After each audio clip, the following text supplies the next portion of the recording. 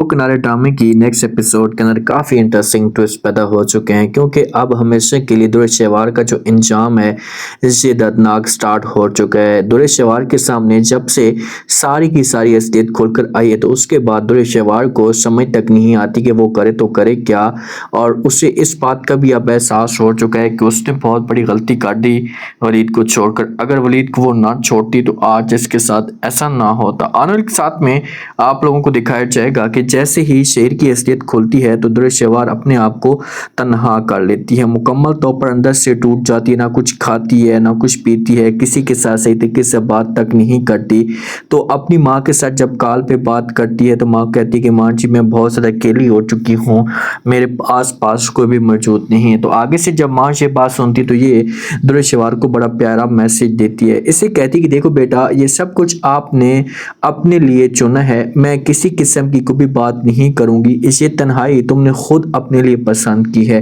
کیونکہ تمہارے پاس سب کچھ تھا، تمہارے اپنے تمہارے پاس تھے، تمہیں پیار کرنے والے تمہارے پاس تھے، لیکن تم نے پھر بھی احساس تک نہیں کیا۔ اگر تم احساس کرتے، اپنوں کی قدر کرتی، ولید کا ساتھ نہ چھوڑتی تو کبھی بھی ایسا نہ ہوتا، کوئی بھی پھر آپ کو ایسا چھوڑ کر نہ جاتا، کیونکہ ولید تو آپ کے ساتھ بہت زیادہ محبت کرتا تھا، اس نے ہر لحاظ سے کوشش کی کہ وہ آپ کو خوش رکھے، لیکن آپ نے اس کی قدر تک نہیں کی۔ آگے سے جب یہ بات درے شیوار سنے گی تو اپنی ماں کو جواب دے گی اور کہے گی کہ ماں جی وہ سب کچھ ٹھیک ہے، لیکن بس مجھے اب تو بتاؤ، جو ہونا تھا وہ تو ہو چکے۔ ابھی بھی درے شیوار ہوگی اپنے غرور کے اندر، یہ ابھی بھی ہار نہیں مانے گی، لیکن اب اس کے جو دن ہیں یہ برے سٹارٹ ہو چکے ہیں، اور ماں جو ہوگی یہ بھی صاف الفاظ میں سے انکار کر دے گی اور بولے گی کہ اب میں کچھ بھی نہیں کر سکتی، تم جانو تمہارا کام جانے، مجھے بیچ میں آپ انوالو نہ ہی کریں تو اچھا ہوگا۔ تو ماں کال کاٹ دے گی، درے شیوار کی آنکھوں کے اندر آنسو ہوں گے، یہ بیڈ کے اوپر لیٹ جائے گی، چیخے گی، چلائے گی، ہر طرف شور مچائے گی، لیکن اس کی سپورٹ کرنے والا کوئی بھی نہیں ہوگا،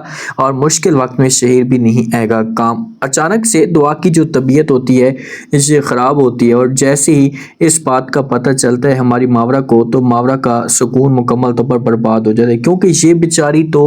اپنی طرف سے پوری کوشش کر رہی تھی، اس نے رات دن ایک کیا ہوا ہے کہ چاہے جو کچھ بھی ہو جائے دعا کا ہاتھ پر خیال کرنا ہے، اور یہ اسی مقصد کے لیے آئی تھی، اور اس نے شادی بھی ولید کے ساتھ اس وجہ سے کی تھی کہ ولید کو میں ڈپریشن سے نکالوں گی، ولید کا بوجھ ہلکا ہوگا اور میں دعا کا خیال کروں گی۔ اب اچانک سے جب دعا کی حالت خراب ہوتی ہے تو ولید کو جب بتایا جاتا ہے تو ولید جو ہے وہ آفس سے فوراً بھاگ پڑتا ہے، جب آفس سے بھاگ کر آتا ہے، آ کر جو حالت بچی کی دیکھتا ہے تو اسے ماورا کے اوپر غصہ کرنا شروع کر دیتے ہیں۔ ماورا کہتے ہیں کہ میں نے تمہیں یہاں پر جو لایا تھا یہ دعا کی وجہ سے لایا تھا، اور اگر تم دعا کا خیال نہیں کر سکتی، اس کی کیئر نہیں کر سکتی تو بہتر یہی ہوگا تمہارے لیے کہ تم اپنا سامان پیک کرو اور یہاں سے چلی جاؤ۔ بھائی یہ تو سوتیلی ماں ہے، سگی ماں اسے چھوڑ کر جا چکی تھی، اور آپ کبھی بھی اس کے اوپر اس سے غصہ نہیں کرتے تھے، اور آج جتنی ماورا اس کی کیئر کر رہی ہے، اس کا خیال کری، تو آپ کا حق بنتا ہے کہ آپ اس کے ساتھ پیار سے بات کریں، پیار سے رہیں، تاکہ کسی قسم کا کوئی بھی تماشا کھڑا نہ ہو۔ لیکن ولید اپنی نفرت شو کر رہا ہے، یہ سمجھ رہا ہے کہ بس ماورا بھی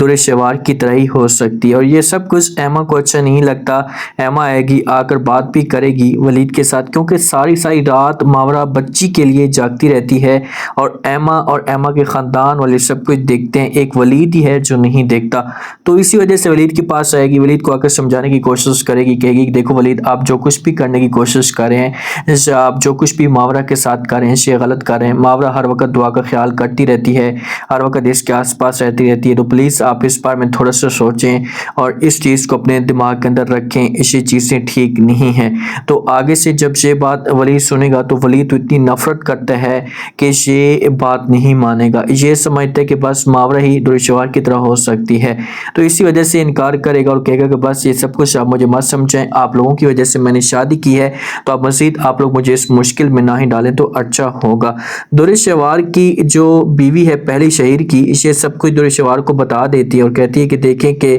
میری اور جو شہیر کی شادی تو ہو چکی ہے، اور جو اس کی ایکس فرینڈ ہے تو لازمی طور پر جب اسے اس بات کا پتہ چلے گا تو اسے چیزیں برداشت تو نہیں ہوگی۔ اب درے شیوار کے ساتھ بھی شہیر کی شادی ہوئی ہے، اس عورت کے ساتھ بھی شہیر کی شادی ہوئی ہے، اور شہیر نے کبھی بھی اسے نہیں بتایا تھا کہ میری شادی ہو چکی ہے، اور اب درے شیوار کو جب اس بات کا پتہ چل رہا ہے تو درے شیوار کی چیخیں نکلنا شروع ہو جاتی ہیں۔